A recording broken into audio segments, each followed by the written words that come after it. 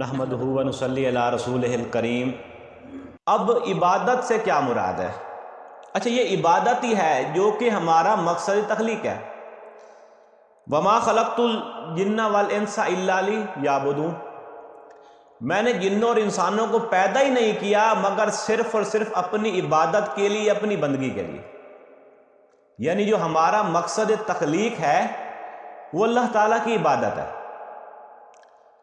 اچھا، اب جب عبادت کی بات ہوتی ہے تو ہمارے ذہن میں فوراً بات آ جاتی ہے نماز پڑھنا، روزہ رکھنا، حج ادا کرنا، زکوٰۃ دینا، ذکر اذکار کرنا، تہجد پڑھنا۔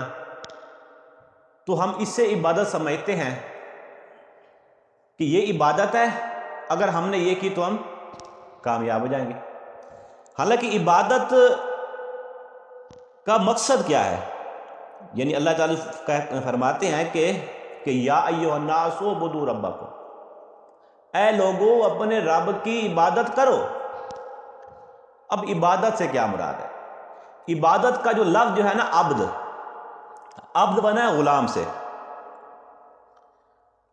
جو پہلے وقت میں غلام ہوتے تھے، اب وہ غلام ہمارے مشاہدے میں نہیں ہے۔ ہم جانتے ہیں، ملازم کو جانتے ہیں، نوکر کو جانتے ہیں، لیکن جو غلام ہوتا تھا وہ 24 گھنٹے کا غلام ہوتا تھا، اور جو بھی حکم آقا کی طرف سے آنا ہے غلام نے وہ بجا لانا ہے۔ غلام کے پاس انکار کا کوئی آپشن نہیں تھا، انکار وہ کر ہی نہیں سکتا تھا۔ یعنی آج کل جو ملازم ہے، ایک آدمی ہے جو کہ آپ نے رکھا ہوا ہے، اسے رکھا ہے ڈرائیور رکھا ہے، تو اگر آپ ڈرائیور کو کہیں بھائی یہ والا ہمارے کھیتوں کو پانی لگا دو، وہ نہیں لگائے گا۔ وہ کہے گا بھائی میں ڈرائیور ہوں اور میں ڈرائیوری کی ہی تنخواہ لیتا ہوں۔ اگر آپ نے کوئی ملازم رکھا ہوا ہے 8 سے لے کر 6 بجے تک، اسے آپ کہیں کہ 6 بجے کے بعد کہیں کہ بھائی آپ جو ہے وہ رک جائیں، آج رات کو کرنا ہے کام کرنے کو، کہے بھائی میری ڈیوٹی کے وقت جو ہے وہ ختم ہو گیا ہے۔ یعنی جو ملازم ہوتا ہے وہ ایک خاص وقت کے لیے ہوتا ہے اور خاص کام کے لیے ہوتا ہے۔ یعنی جو آدمی کی جو ڈیوٹی ہے، اس نے ڈیوٹی اس وقت کے اندر ہی پوری کرنی ہے، اور جس کے لیے وہ ملازم رکھا گیا اس کام کے لیے، اس نے وہی کام کرنا ہے۔ لیکن جو غلام ہوتا تھا وہ اس طرح نہیں ہوتا تھا، وہ 24 گھنٹے کا غلام ہوتا تھا، اور جو کام بھی اسے کہا جاتا تھا وہ بجا لاتا تھا۔ یعنی اس غلام کے پاس جو ہے وہ اپنی کوئی مرضی نہیں ہوتی تھی، جو آقا کا حکم ہوتا تھا وہ بجا لاتا تھا۔ اگر آقا کہتا دن کو رات ہے، وہ کہتا رات ہے، رات کو کہتا دن ہے تو وہ کہتا دن ہے۔ اس کے پاس اپنی کوئی مرضی نہیں تھی۔ اگر اسے آقا قتل کر دیتا تو اس پر کوئی کیس نہیں بنتا تھا۔ جیسے آپ کی بکری آپ ذبح کر دی، کوئی کیس بنتا آپ پر؟ اسی طرح وہ غلام جو ہوتا تھا وہ آقا کی ملکیت تھا، لیکن وہ جو غلامی تھی وہ کوئی شوق سے نہیں کرتا تھا۔ جس غلام کو بھی بھاگنے کا موقع مل جاتا وہ فوراً بھاگ جاتا تھا۔ اور جو اللہ تعالیٰ کی غلامی ہے، جو اللہ تعالیٰ کی بندگی ہے، یہ ان غلاموں کی طرح مجبور ہو کر نہیں، بلکہ اللہ کی محبت کے جذبے سے سرشار ہو کر یہ غلامی ہوگی۔ اب اللہ کی محبت سے کے جذبے سے سرشار کیوں آدمی ہو گئے؟ اس لیے کہ وہ رب ہے۔ جو رب ہوتا ہے نا، اس کے لیے انسان کے اندر جذبہ تشکر ابھرتا ہے، اور اگر اس کا جو رب ہے اس کے وہ احسان کا بدلہ نہیں چکا سکتا تو وہیں پر یہ جذبہ تشکر جذبہ عبادت میں تبدیل ہو جاتا ہے۔ جب آدمی سوچتا ہے کہ جو میرا رب ہے، یہ پوری کائنات مجھے سرو کرنے میں لگی ہوئی ہے، اور جس کائنات کو بنانے والا ہے وہ اصل رب ہے، تو رب جو ہوتا ہے اس کی بندگی کی جاتی ہے، اور بندگی جو ہے یہ مجبوروں کی طرح نہیں، یہ اس کی محبت کے جذبے سے سرشار ہو کر کی جاتی ہے۔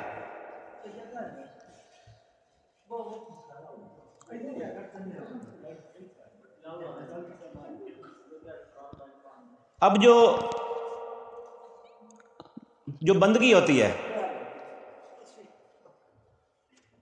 اس سے پہلے جو بندگی کی جاتی تھی، یعنی کہ ایک تو خدا وہ تھے نا، جیسے کہ ہندوؤں کے دیوتا تھے، سورج دیوتا ہے، تو اس کی صرف پرستش کی جاتی تھی، کیونکہ ان کے اس رب نے انہیں کوئی نظام اطاعت نہیں دیا تھا، کوئی شریعت نہیں دی تھی۔ لیکن اللہ تعالیٰ کی جو بندگی ہے نا، اس میں اللہ تعالیٰ کی پرستش تو ہوگی، یعنی مراسم عبودیت بھی بجا لائے جائیں گے، لیکن ساتھ ساتھ اس کی اطاعت بھی ہوگی۔ یعنی یہ فرق ہے عبادت کا اور عبادات کا۔ عبادات کیا ہیں کہ جیسے نماز، روزہ، حج اور زکوٰۃ، اور عبادت کیا ہے کہ مکمل زندگی میں، جیسے ہم نے پچھلے ہفتے سمجھا تھا کہ دین کیا ہے، کہ دین جو ہے وہ ایک مکمل ضابطہ ہے، یاد وہ صرف مذہب نہیں ہے۔ تو عبادت جو ہوگی وہ اللہ تعالیٰ کے پورے دین میں ہوگی، یعنی انفرادی معاملات میں بھی ہوگی، اجتماعی معاملات میں بھی ہوگی۔ اور جب ہم عبادت اور عبادات کا فرق نہیں سمجھتے،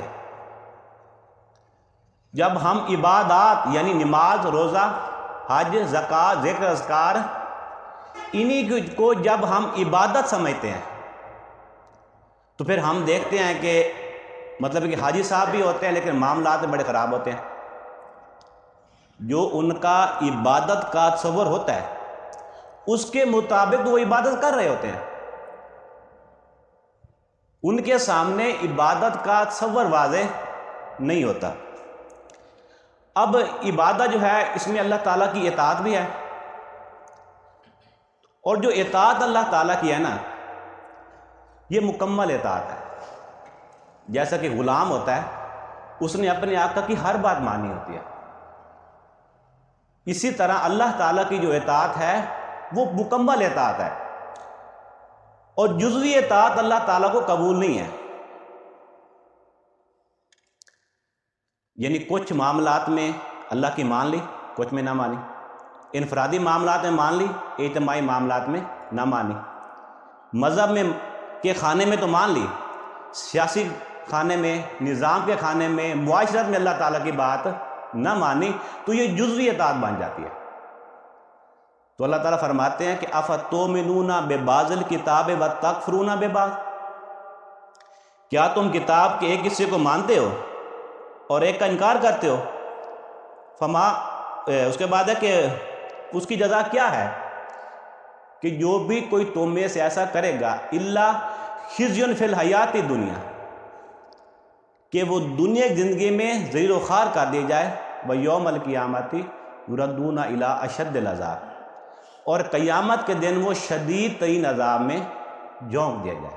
یعنی اللہ تعالیٰ کی اطاعت کرنی ہے تو پوری اطاعت کرنی ہے، دین ایک پورا پیکج ہے، لینا تو پورا لینا ہے، اور اگر نہیں لینا تو پھر پورا چھوڑ دینا۔ جزوی جو ہے نا اطاعت، کچھ میں مان لی اللہ کی، کچھ میں اپنی خواہش نفس کی مان لی، کچھ میں جو ہے وہ برادری کی مان لی، کچھ میں خاندان کی مان لی، تو یہ اللہ تعالیٰ کی اطاعت نہیں ہے۔ اور حقیقت کے اعتبار سے وہ جو اللہ کی اطاعت آدمی جو اللہ کی جو مان رہا اطاعت کر رہا ہوتا ہے وہ بھی نہیں کر رہا ہوتا۔ یعنی کہ میری خواہش نفس کو اللہ تعالیٰ کے وہ احکام جن سے میری خواہش نفس کو کوئی مسئلہ نہیں ہے ان کو تو مانتا ہوں میں، لیکن جس میں وہ آڑیا، جس میں میرا مفاد خطرے میں ہوتا ہے، اس کو میں چھوڑ دیتا ہوں۔ مطلب کیا، جہاں پر میرا نفس اللہ کی اطاعت کی اجازت مجھے دے رہا ہے وہاں تو میں کرتا ہوں، جہاں نہیں دیتا وہاں نہیں کرتا۔ تو حقیقت کے اعتبار سے اطاعت کس کی ہوئی؟ خواہش نفس کی ہوئی۔ یعنی جزوی اطاعت جو ہوتی ہے وہ بھی اللہ کی اطاعت نہیں ہوتی۔ تو اللہ تعالیٰ کی جو اطاعت ہے وہ مکمل اطاعت ہے، اور یہی اللہ تعالیٰ کی عبادت ہے، یعنی کہ جو سب سے پہلی ہمارے اوپر ذمہ داری ہے وہ ہے عبادت، جو دین کا پہلا تقاضا ہے کہ اللہ تعالیٰ کا بندہ بننا اور مکمل یعنی اللہ تعالیٰ کا ہر حکم ماننا، جو بھی حکم اللہ کی طرف سے آئے وہ ماننا۔ اب یہ نہیں کچھ کو چھوڑ دیا کچھ کو مان لیا تو یہ جزوی اطاعت ہو جاتی اور یہ اللہ تعالیٰ کو قابل قبول نہیں ہے۔ تو کیا اب اللہ تعالیٰ کی اطاعت کی، اس کی عبادت کی، ہر حکم ماننا، بات یہاں ختم نہیں ہوتی۔ اب اس کے بعد اگلا فرض ہمارے اوپر عائد ہوتا ہے، وہ ہے دعوت و تبلیغ۔ جس اللہ کی بندگی اختیار کی ہے، اب اس اللہ کا بندہ بننے کی دعوت دینا، اگلا فرض ہوا ہے دعوت تبلیغ۔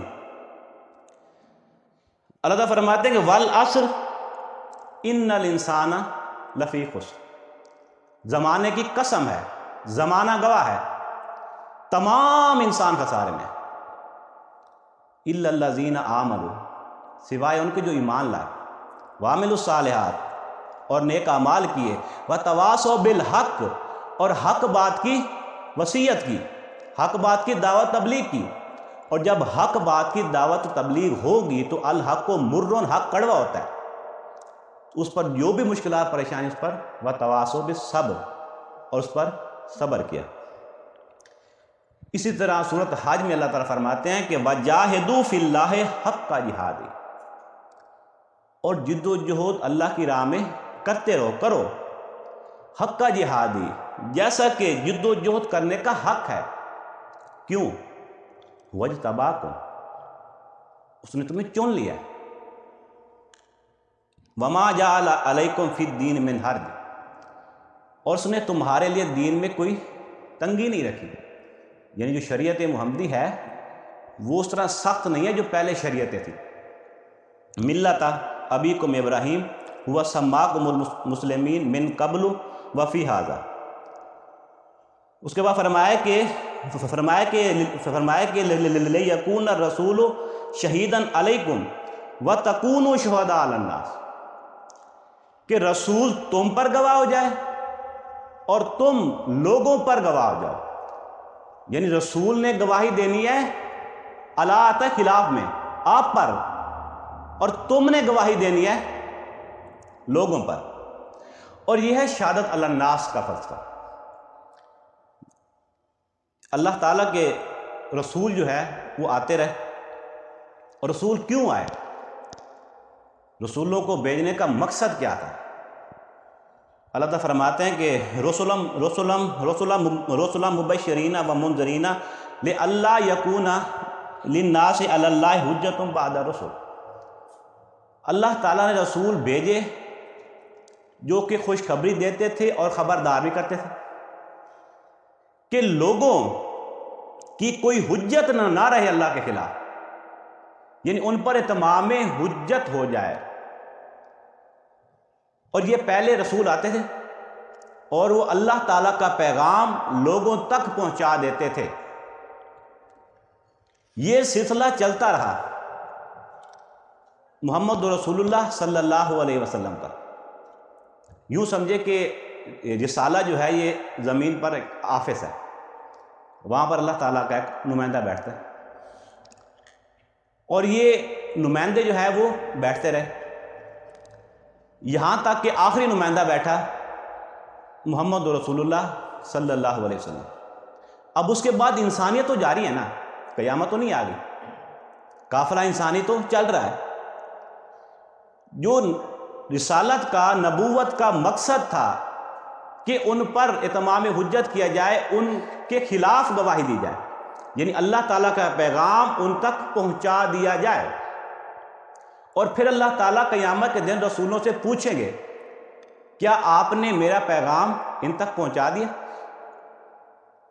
پھر اس کے بعد جب رسولوں نے پیغام پہنچا دیا تو پھر آگے قوم سوال ہوگا۔ لیکن یہاں پر آ کر وہ جو شہادت علی الناس کی ذمہ داری رسول کی تھی، وہ اللہ تعالیٰ نے اس کے لیے ایک پورا ادارہ بنایا امت کا۔ اب آگے جو ہے وہ یہ ذمہ داری اس امت کی ہے. وَكَذَلِكَ جَعَلْنَاكُمْ أُمَّةً وَسَطًا, ہم نے تم کو بنایا درمیانی امت. لِتَكُونُوا شُهَدَاءَ عَلَى النَّاسِ, تاکہ تم گواہ بن جاؤ لوگوں پر. لِتَكُونُوا شُهَدَاءَ عَلَى النَّاسِ وَيَكُونَ الرَّسُولُ عَلَيْكُمْ شَهِيدًا, اور رسول جو ہے وہ تم پر گواہ. کیا سمجھ آ رہی ہے؟ یعنی کہ اللہ تعالیٰ کی طرف سے وحی لے کے آئے جبریل, وہ رسولوں تک آتی تھی, رسول اپنی قوم تک پیغام پہنچا دیتے تھے. اس کے بعد جب محمد رسول اللہ اللہ تعالیٰ کے آخری رسول تھے تو انہوں نے یہ پیغام پہنچایا امت تک. اب ایک ادارہ وجود میں آ گیا. جب آپ صلی اللہ علیہ وسلم نے آخری خطبے پر کیا فرمایا کہ کیا میں نے پہنچا دیا؟ تمام صحابہ کا جواب دیا آپ نے پہنچا دیا. پھر فرمایا جو یہاں موجود ہیں وہ غائب تک پہنچائیں, اب ان کی ذمہ داری ہے قیامت تک. اب رسول نے شہادت دی, اتمام حجت کیا امت پر, اب امت نے کرنا ہے تمام بنی نوع انسان تک. یہ ہے شہادت علی الناس کا فلسفہ. اب اس کے بعد جو دوسرا ہے وہ ہے امر بالمعروف اور نہی عن المنکر, یعنی نیکی کا حکم دینا اور بدی سے روکنا. یہ وہی شہادت علی الناس کو ایک اور اصطلاح میں بیان کیا گیا ہے. اللہ تعالیٰ فرماتے ہیں کہ لعن الذین کفروا من بنی اسرائیل علی لسان داؤد و عیسی ابن مریم ذالک بما عصوا وکانوا یعتدون. لعنت کی گئی بنی اسرائیل پر, حضرت داؤد علیہ السلام کی زبان سے بھی اور عیسی ابن مریم کی زبان سے بھی, کیونکہ وہ امر بالمعروف اور نہی عن المنکر نہیں کرتے تھے. اس کے بعد یہ کہ وہ یعنی کہ لوگوں روکتے تو تھے لیکن پھر ان کے ساتھ ان کی یاریاں بھی تھیں, ان کے ساتھ بیٹھتے بھی تھے, کھانا بھی کھاتے تھے. حدیث میں آیا نا کہ من رأى منکم منکرا, تم میں سے جو بھی کوئی کسی منکر کو دیکھے فَلْيُغَيِّرْ بِيَدِهِ, اسے اپنے ہاتھ سے روکے. فَإِن لَمْ تَسْتَطِعْ, اگر وہ اس کی استطاعت نہیں رکھتا فَبِلِسَانِهِ, تو زبان سے روکے. فَإِن لَمْ تَسْتَطِعْ, اگر وہ اس کی بھی استطاعت نہیں رکھتا فَبِقَلْبِهِ, اپنے دل سے روکے. ذَلِكَ أَضْعَفُ الْإِيمَانِ, یہ ایمان کا کمزور ترین درجہ ہے. یعنی زبان سے ان کو روکنا نہیں ہے, پھر ان سے سوشل بائیکاٹ بھی کرنا ہے. تو جب بنی اسرائیل والے جو تھے وہ روکتے تھے, وہ کہتے ہم نے بس کام کر دیا. پھر ان کے ساتھ ان کی یاریاں بھی تھیں, گہرے تعلقات بھی تھے, تو اس وجہ سے ان پر جو ہے وہ لعنت کی گئی. اس کے بعد جو ہے نا آخری بات ہماری ہے کہ عبادت کی طرح جیسے ہم نے عبادت اللہ تعالی کرنی ہے, مکمل کرنی ہے. یہ نہیں کچھ چیزیں چھوڑ دی ہیں, کچھ چیزیں کی عبادت بھی اللہ کی مان لی. اسی طرح جو دعوت دینی ہے, یہ دعوت بھی پورے دین کی دینی ہے. اب یہ نہیں کہ وہ دعوت جو کہ قبول ہو سکتی ہے, جو اتنا سچ بولنا ہے جو سچ برداشت کیا جا سکتا ہے, تو یہ کتمان حق ہو جائے گا. اور یہ دعوت ہر دور میں مشکل رہی ہے, پورے دین کی دعوت دینی. یعنی وہ کہتے تھے نا آپ صلی اللہ علیہ وسلم کہ کہتے تھے کہ ایتی بے قرآن غیر ھذا او بدلہ, کہ آپ اس قرآن کے علاوہ کوئی اور قرآن لے کے آئیں یا اس کو تبدیل کر دیں. یعنی جیسے یہ قرآن ہے اس طرح ہمیں قبول نہیں ہے. تو پھر اس کے بعد فرماتے ہیں کہ قل ما یکون لی ان ابدلہ من تلقاء نفسی, کہ میں اس قرآن میں, نبی کہیے کہ میں اس قرآن میں اپنی خواہش سے نہیں کوئی تبدیل کر سکتا. اس آیت کو بھی سامنے رکھیں. اور آج کل ہم دیکھتے ہیں کہ دعوت کا کام تو بڑا ہو رہا ہے, لیکن پورے دین کی دعوت کا کام نہیں ہو رہا. اس میں جو ہے جب ان سے آدمی کرتا ہے بات کرتا, تو کہتے ہیں بھائی بات یہ ہے کہ اس وقت امت میں سکت نہیں ہے, امت اتنا بوجھ نہیں اٹھا سکتی. آپ اتنی بڑی بڑی ذمہ داریاں ان کو کہیں گے تو وہ تو نماز روزہ نہیں پڑھتے, تو جب محمد رسول اللہ اپنی خواہش نفس سے اس میں کچھ تبدیل نہیں کر سکتے تو آج کے جو مطلب کہ دعویٰ دے رہے ہیں، آج کے جو داعیان ہیں وہ کیسے کر سکتے ہیں؟ تو آخری بات یہ ہے کہ جیسے عبادت پورے کے پورے دین کی ہے، اسی طرح دعوت بھی پورے کے پورے دین کی ہے۔ اگر اس میں سے کچھ یعنی کہ چھپایا جائے گا تو یہ کتمان حق ہو جائے گا۔ اللہ تعالیٰ فرماتے ہیں کہ یا ایھا الرسول بلغ ما انزل الیک من رب، اے رسول پہنچائیے جو بھی آپ پر آپ کے رب کی طرف سے نازل کیا گیا۔ پھر اس کے بعد کیا فرمایا کہ وَإِن لَمْ تَفْعَلْ فَمَا بَلَّغْتَ رِسَالَتَهُ، اگر ایسا نہ کیا تو رسالت کا پہنچانے کا حق ادا نہیں کیا۔